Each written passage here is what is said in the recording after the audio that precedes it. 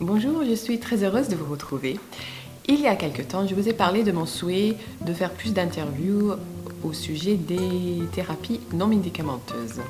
Alors, chose dite, chose faite, parce qu'aujourd'hui, je vous présente une nouvelle rencontre, certes virtuelle, mais chaleureuse, avec Béatrice Dussault, qui est infirmière, fondatrice de Slow Care France et auteure de ce livre, Un poupon pour nos aînés. Béatrice a également créé la toute première formation de poupon thérapie en France. C'est une thérapie assez peu connue, une approche non médicamenteuse que l'on peut utiliser avec les personnes atteintes de maladies telles la maladie d'Alzheimer. J'ai assez parlé, donc on passe tout de suite à l'interview. D'accord. Bonjour. Salut Cara, salut. Regarde, coucou. Et bonjour, je vois que tu es bien entourée aujourd'hui. Ouais, regarde. Moi, que mes enfants sont grands, tu vois, là maintenant, je suis entourée de poupons. De poupons et peluches. Ah, mais c'est super. Je te remercie d'avoir accepté cette interview. Et puis tu vas sûrement nous présenter un petit peu plus tard Ben oui. ces poupons autour de toi. Ouais. D'abord, dans un premier temps, tu pourrais rapidement te présenter, puis parler un petit peu de ton parcours et ce qui t'a amené à écrire ce Et livre. oui, le bouquin, un poupon pour nos aînés. Alors, un poupon pour nos aînés, en fait, moi, je suis infirmière dans la recherche sur les thérapies non médicamenteuses. Alors, D'accord. c'est une branche qui est très peu connue, la recherche en soins infirmiers, Oui. mais qui existe, hein. On connaît la recherche dans le médical, la recherche en mathématiques, etc. Et recherche en soins infirmiers, c'est une branche qui est peu connue, mais en fait, qui m'a permis, moi, de me plonger pendant plus de 6 mois dans des recherches, justement, internationales, de ce qui est plus communément connu, la doll-thérapie. Oui, d'accord. Et Et tu es, à la base, tu es soignante, enfin, tu as une... voilà, je suis soignante, j'ai une expérience en unité Alzheimer parce qu'en fait, j'ai vécu 30 ans à l'étranger Mhm. et il y a 4 ans, je suis revenue un petit peu en urgence pour m'occuper de mon papa qui était très malade. Et donc, en urgence, j'ai dû retrouver du travail en France et j'ai intégré une unité Alzheimer en tant qu'aide-soignante. D'accord. Et c'est donc il y a 4 ans de ça, et je suis tombée en amour, comme on dit chez les Canadiens, avec ce public. J'ai trouvé ça fantastique. Moi, j'ai trouvé ça fantastique, et moi qui avais un parcours aussi dans beaucoup de thérapies complémentaires, en Mhm. fait, j'ai vu l'alliance de la médecine conventionnelle avec les thérapies dites complémentaires. Parce D'accord. qu'en fait, la Haute Autorité de la Santé vraiment préconise en première intention les thérapies non médicamenteuses Mhm. pour prendre soin, pour accompagner les personnes Alzheimer ou apparentées. En tout cas, leurs D'accord. troubles du comportement qui peuvent être si troublants et si Oui. difficiles hein, pour eux-mêmes et pour les accompagnants, hein, que ce soit Bien les sûr. soignants et les aidants familiaux aussi. Hein. Quand Ouais. tu parles de troubles de comportement, tu peux nous donner quelques exemples qui sont Moi, difficiles par à... exemple, ma première expérience, quand je suis rentrée dans l'unité Alzheimer, on me disait, oh, attention, tu vas voir, ce monsieur, il est très agressif, Mhm. c'est difficile de faire sa toilette, on doit le forcer, fais attention, il tape. Bon, moi, je suis arrivée là sans jugement, etc. Et en fait, assez vite, j'ai entendu parler justement de la médiation par la poupée. Et instinctivement, en fait, j'ai apporté un poupon et je l'ai présenté à ce monsieur. Et ce monsieur, oh, il a pris le poupon comme ça, puis il a commencé à le caresser, et puis à lui chanter une petite chanson. Et alors, ce que j'ai trouvé incroyable, c'est déjà l'apaisement immédiat qu'il y a eu avec ce monsieur, Oui. et le regard aussi des autres collègues qui, du coup, voyaient ce monsieur qui était réputé agressif, donc qui avait été stigmatisé agressif, Oui. voir ce monsieur avec ses gestes doux, ça changeait le regard que les soignants pouvaient avoir envers ce monsieur. Ah En oui. fin de compte, là, ils voyaient, ben non, ce monsieur, oui, il peut avoir des gestes tendres, tiens. Et en fait, c'est surtout ça dont parle quand on fait la formation en Mhm. poupon-thérapie ou tout ce qui est thérapie non médicamenteuse, c'est aussi le changement de regard hein, qu'il y a dans les années 90. D'ailleurs, Monsieur Ploton, le professeur Louis Ploton, qui a Oui. préfacé le livre, c'est un grand professeur qui, dans les années 90, avait vraiment travaillé beaucoup pour ce changement de regard. Qu'en fin de compte, l'agressivité n'était pas un symptôme systématique de Alzheimer, Mhm. c'était en fin de compte l'expression d'un besoin compromis. D'accord, oui. Parce qu'en fin de compte, ils ont des difficultés pour parler, difficultés pour s'exprimer, etc. Ils ne se retrouvent pas Oui. dans le monde qui les entoure. Voilà, c'est une frustration, ça doit être très difficile pour eux. Et en fin de compte, voilà, ils ont des modes d'expression et c'est à nous, en fait, l'accompagnant, à rejoindre leur réalité, à essayer de comprendre, à faire le détective, en fin de compte, comprendre qu'est-ce qu'il veut exprimer derrière ce que nous, on appelle des troubles du comportement perturbants. Perturbants parce que ça peut être aussi, par exemple, des personnes qui répètent 100 000 fois la même question. Et on a beau leur répondre, 5 minutes après ou 1 minute après, ils vont reposer la même question. D'accord. Et en fin de compte, tout ça, c'est des signes d'anxiété, c'est des signes que quelque chose ne va pas. Mhm. Bien Et sûr. donc, ça peut être, par exemple, la première chose à laquelle il faut penser, c'est une douleur, ou la personne a soif, Oui. ou la personne a sa protection qui est saturée, et donc elle est mal à l'aise. Mhm. Et elle ne peut pas l'exprimer Et il ne peut forcément. pas l'exprimer. Et... Ouais, ouais. D'accord. Donc, donc, il y a plusieurs, je vois, oui, tu as plusieurs poupons avec toi. Donc, quand on parle de poupon-thérapie, qu'est-ce qu'on présente comme médium? Enfin, comme, voilà, il y a différentes. Toi, tu utilises Exactement, différents. il y a différents outils Mhm. qu'on va utiliser en fonction déjà de la personne, de son affinité, ses goûts personnels, et puis en fonction aussi des objectifs de soins. Donc Oui. là, par exemple, j'ai dans les mains, moi je l'ai nommé Romain, mais après chacun le nomme comme il veut. C'est le poupon thérapeutique qui, avec Ludesign, qui est un des fournisseurs de matériel thérapeutique pour les structures en France, un des plus grands fournisseurs. En Oui. fait, avec leur département gérontologique, on a fait faire artisanalement ce poupon thérapeutique pour qu'il ait tous les critères pour minimiser les effets indésirables possibles, D'accord. que si on utilise une poupée de jeu classique d'enfant. Ah Donc, oui. par exemple, déjà, il a les yeux qui ouvrent et qui ferment. Ça, Oui. c'est un critère important parce qu'en fin de compte, une poupée qui a toujours les yeux ouverts, à un moment donné, ça peut, par exemple, troubler pour l'endormissement des personnes qui Oui. vont dire ah ben non, je ne dors pas tant que mon bébé ne dort pas, Ah oui. par exemple. Ou alors des poupons qui ont tout le temps les yeux fermés peut provoquer l'anxiété de oh mon Dieu, mon bébé, il ne se Ah, réveille pas, ah il est oui, il mort. n'est pas bien. Ah oui. Voilà. Alors après, voilà, il a des cheveux, donc ça permet, par exemple, de prendre une petite brosse, ils vont les Ah coiffer. oui. Voilà. Alors après, il a vraiment un visage, vraiment ce qu'on appelle mignon. Oui, mignon. Alors, dans son Voilà, livre, tu mignon. parles de ce phénomène. Enfin, ce sont des scientifiquement, on va dire, on a regardé des traits, des choses qui sont Exactement. mignons et Voilà. qui nous font du bien, enfin, qui dégagent en nous ou qui libèrent des hormones. C'est ce Exactement, que tu parce que ça va décrivais. activer en fait des noyaux accumbens dans Mm. notre cerveau qui vont libérer des hormones de plaisir, d'attachement. Et Oui, ça a été étudié scientifiquement. oui, Voilà, il a quand même, il a une belle taille, et donc il est léger, donc ça ne oui, va pas fatiguer la personne, et en oui, même temps, il est, il est vraiment bien rembourré, il est très oui. consistant, donc ça donne un sentiment de réconfort. Ah, Voilà, d'accord. là c'est ce qu'on a appelé le poupon thérapeutique. Oui, c'est Voilà, c'est intéressant, ouais. pour bien commencer la médiation par la poupée, la pouponthérapie, avec le poupon thérapeutique.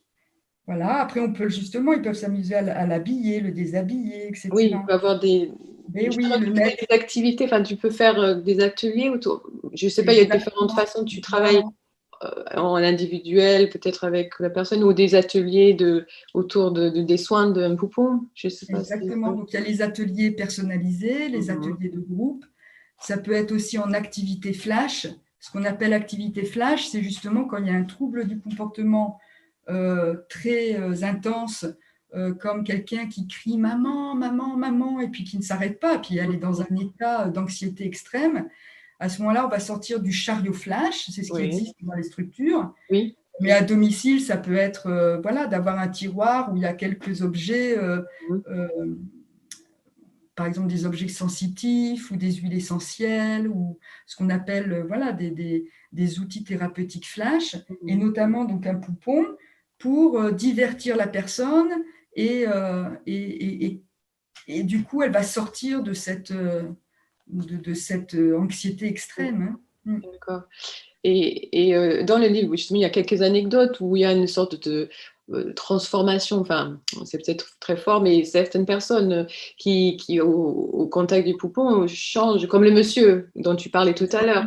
Ouais, Mais c'est impressionnant, qu'est-ce qui fait, bon, tu as parlé de mignon, l'aspect mignon, pourquoi ça peut fonctionner, pas pour tout le monde, mais pourquoi il peut avoir cette transformation chez la personne, même si ça dure que quelques minutes, mais un apaisement, c'est dû à quoi?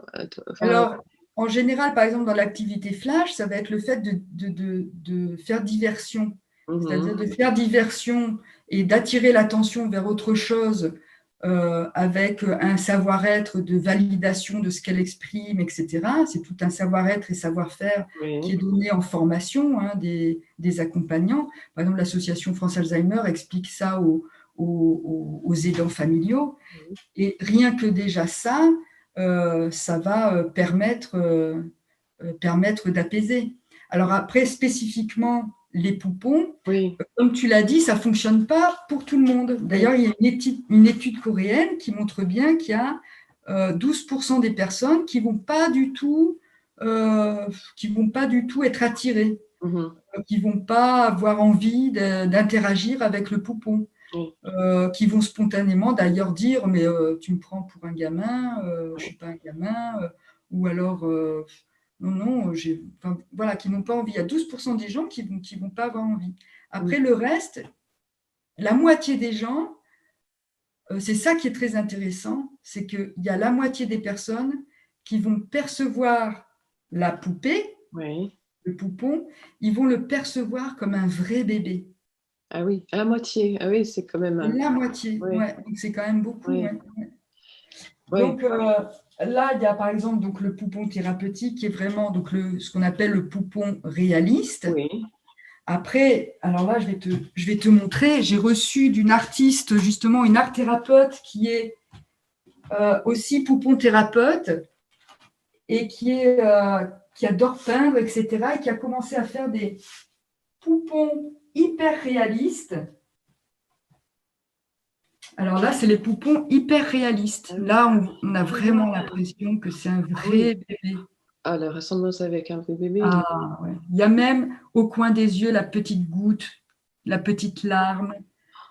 Elle est magnifique. ah oui, Alors là, ce genre de poupon, moi, mhm, je le préconiserais pas pour une approche pour des gens qui vont s'attacher à un poupon et qui vont le garder tout le temps avec eux, mais mhm, plus euh, de présenter le poupon comme une œuvre d'art et donc de faire un atelier autour de la beauté oui, du poupon.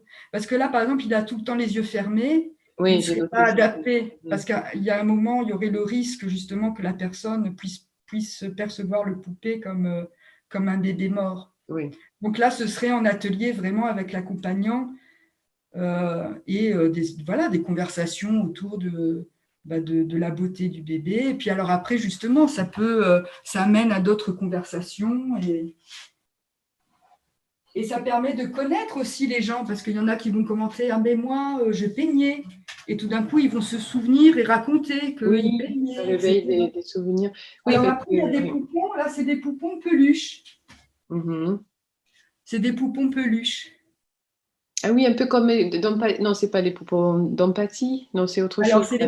c'est les poupons d'empathie, Oui, exactement. que je Donc, ça a l'ai été vu. créé en Suède par une Mhm, dame qui travaille avec les enfants. Donc, elle a commencé à créer des poupons. Et elle avait un fils qui avait un gros handicap mental. Et elle a eu l'idée de lui présenter.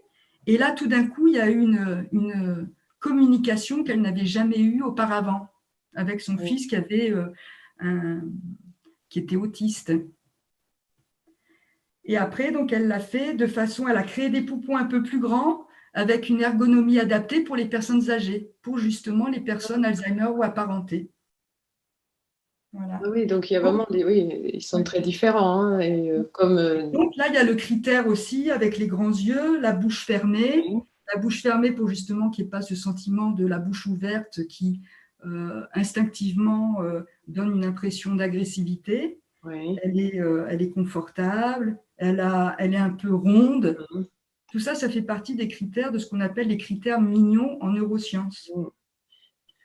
Et alors, même ce genre de poupon, vraiment, des personnes vont le percevoir comme un vrai bébé. Oui, vraiment, oui. Oui, donc ça doit être et ça m'amène un peu au point aussi, c'est enfin, l'aspect controverse Oui, de la autour de poupée-thérapie. cette thérapie où pers parmi les Mais oui, soignants, il y en a qui disent non, c'est pas, c'est mentir. mais où cet aspect de, voilà, euh, les deux critiques, en effet, c'est Oui, est-ce que c'est infantilisant, voilà, est-ce c'est que c'est oui, mensonger? Alors, infantilisant, évidemment, le fait de proposer une poupée qui est normalement un jouet pour les enfants, on mhm, peut se poser la question éthique. mhm, Maintenant, justement, ce qui est très important, c'est dans le protocole de présentation, c'est un oui, protocole neutre.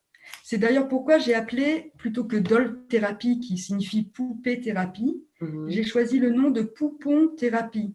Parce mhm, que poupon, dans sa définition, peut être ou un baigneur, un jouet, le oui, baigneur, ou un bébé, un ouais, vrai bébé dans sa mhm, définition. Donc oui, en fin de compte, ça a une connotation neutre. mm, On tout à fait, oui. n'induit pas la personne à choisir entre sa perception du bébé ou sa perception de la poupée. Ah oui, C'est vraiment elle qui, dans le protocole, donc on approche graduellement, sans jamais forcer, etc. Et on va lui dire, regardez, qui vient nous visiter aujourd'hui? oui, et Qu'en après pensez-vous? Qu'en tu peux, pensez-vous? ouais. Voilà, qu'en pensez-vous? Et Mhm, c'est la personne qui va, en fonction de ce qu'elle va répondre, etc., on va donc avoir des personnes qui vont dire, ah bah elle est belle ta poupée, etc. Donc là, on va avoir un discours sur la poupée, comment elle est habillée, mhm, etc. Mais il y a des gens qui vont la percevoir comme un vrai bébé, qui vont avoir envie de la prendre dans leurs bras, etc. Et qui vraiment vont le percevoir comme un vrai bébé. Et là, qu'est-ce qu'on fait? Parce oui, que c'est là où on voit si euh, est-ce qu'on rentre dans, en, disant, en continuant le discours, au lieu de lui dire, on aurait envie de lui dire, pour pas lui mentir, mais non, tu vois bien que c'est pas un vrai bébé. mhm, Alors là, on se retrouve justement un petit peu dans les années 90 grâce au professeur Ploton notamment, mais en fin de compte, pas que lui, hein, c'était à l'international, un changement de regard dans l'accompagnement, oui, où avant on nous apprenait à ramener toujours les gens dans notre réalité.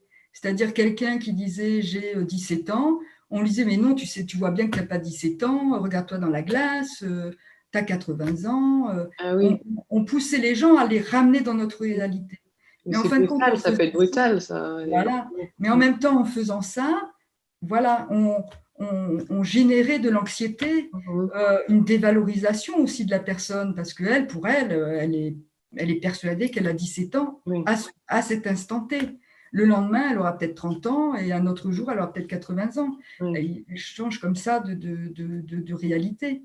Donc en fait, le consensus médical maintenant est d'accord pour dire on va valider le ressenti de la personne. d'accord, oui. C'est-à-dire que si elle, pour elle, elle a 17 ans, on va valider cette perception.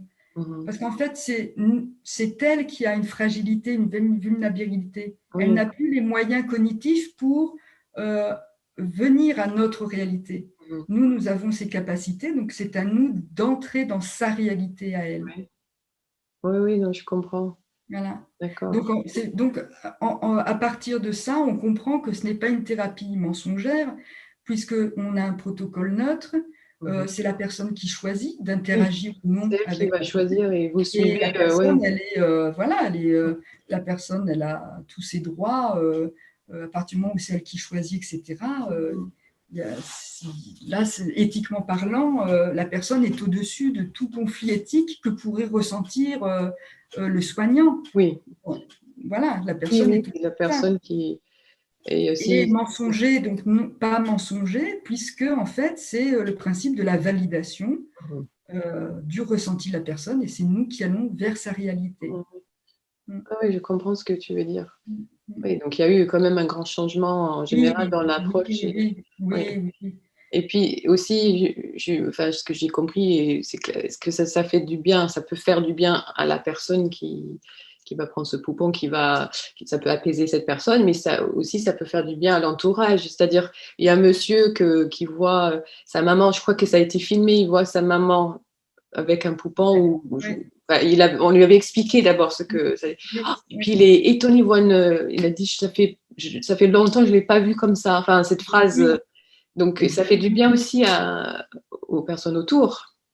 D'ailleurs, c'est ce qu'on appelle un outil thérapeutique ressource. Mhm. Ressource parce que ça va justement permettre aux aidants familiaux, aux soignants, d'avoir euh, d'avoir quelque chose à proposer pour apaiser les personnes. Et en fait, l'important, c'est de connaître le plus grand nombre d'outils thérapeutiques, ressources, pour adapter selon la situation et selon la personne. Oui, Et pour ça, voilà, les thérapies non médicamenteuses, vraiment maintenant, voilà, l'art-thérapie, la musicothérapie, oui, le snozélène, voilà, il y a plein de thérapies non médicamenteuses qui sont vraiment adaptées. Le oui, toucher, oui.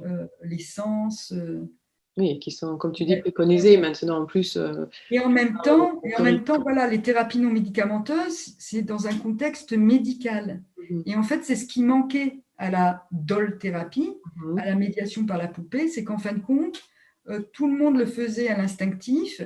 Alors, bien parce que la majorité des soignants, etc., ont un savoir-être et un savoir-faire, mais en même temps, il n'y avait pas de formation officielle qui existait. Il n'y avait pas de protocole clair qui peut être réplicable.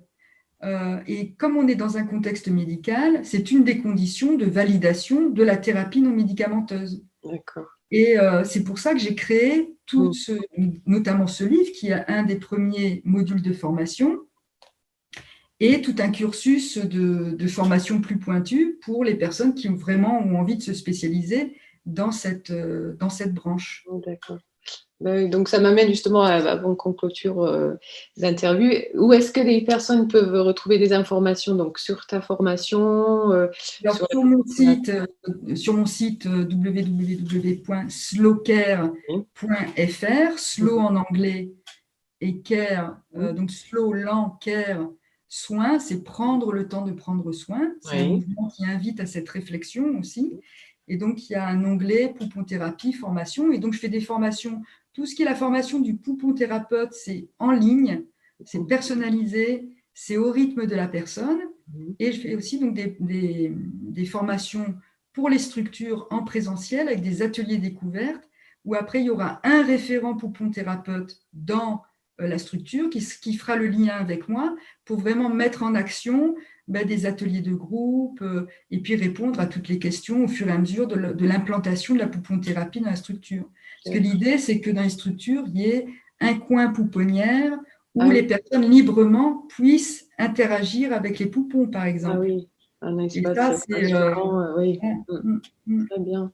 De toute mm. façon, je vais mettre en bas de la vidéo Oui, les ton liens, etc. lien, la Ouais, description ouais, et tout ça pour que les personnes peuvent ouais, ouais, prendre ouais. le temps de regarder. Ben, je te remercie. Ben oui, alors après, on n'a pas présenté, mais il y a le Ah, phoque, il y a les peluches, ah bah oui, mais c'est voilà, vrai il qu'on y a tout ça. n'a pas évoqué. Ça, Ben oui, puis le c'est phoque paro qui est aussi magnifique, hein. oui, Le phoque oui. paro maintenant va passer en dispositif médical. Donc pour tout ce qui est financement, etc., ça va être beaucoup plus simple pour les structures. Ah oui, parce que c'est vrai que Et, c'est. Ah oui, voilà, alors oui, je l'avais vu le phoque avec Elena aussi. C'est voilà, et oui. puis, et Oui. oui, c'est un outil thérapeutique fantastique. C'est de l'intelligence artificielle, Oui. hein. Et alors, à tout moment, ce qu'il faut bien dire, c'est que tous ces médiums ne remplacent pas le soignant ou l'accompagnant, parce Oui. que l'accompagnant, l'intervenant reste le principe actif. Et c'est pour ça que c'est vraiment important d'être Oui. formé et de comprendre surtout les enjeux psychologiques, hein, Absolument, oui. pour tout ce qui est justement l'attachement que des personnes peuvent avoir au poupon, etc. Pourquoi et comment faire, parce qu'il peut y avoir, par exemple, surinvestissement de la personne auprès du poupon. Et donc, Ah, dans ce effectivement. cas-là, il faut savoir qu'il y a des effets indésirables. Oui. Voilà, Ah oui, bah c'est oui. pas juste donner une poupée et puis voilà, tout se passe bien. Non, bien Il y a quand sûr. même des choses auxquelles il Oui. faut faire attention, donner des temps de pause, etc. Et puis voilà, plein d'idées d'ateliers auxquels, justement, par mes recherches internationales, j'ai compilé. Mhm. Et ça permet vraiment de… C'est Mhm. fantastique tout ce qu'on peut faire. Voilà. Et Ouais, la créativité maintenant de tous les poupons thérapeutes qui commencent à être formés, c'est ouais. génial. Ouais. Ah non, mais c'est très intéressant et je te remercie d'avoir fait Ouais. découvrir. Et bientôt, on va avoir les manchons, les Ah oui, bannières, les poignons, les les petits. Ah oui, ça couvertures pour serait les très bien dans les poupons. pouponnières. Une Grâce à ton particularité. association, Ouais, ouais, ouais, on va faire quelque chose de on va chouette. faire Hein. ça. Ouais, Avec plaisir. ouais, super. Allez, Merci, à très merci beaucoup. bientôt. Allez, bisous à tous. Regardez, ils sont tous là. Oui, oui. Merci beaucoup pour la participation. Allez, ciao. C'était Salut, sage. Sarah. Ouais, Au revoir, Béatrice. au revoir. Bye bye.